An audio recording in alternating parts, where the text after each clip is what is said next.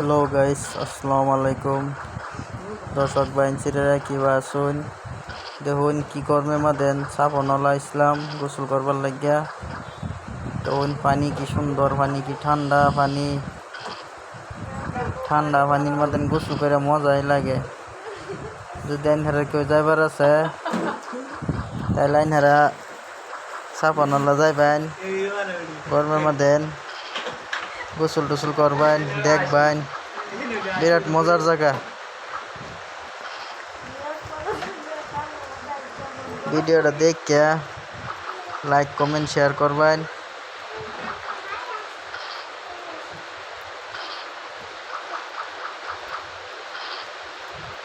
আর দেখে কমেন্ট করবেন জায়গাটা কিরম লাগছে, জায়গার ভিউটা কিরম লাগছে দেখে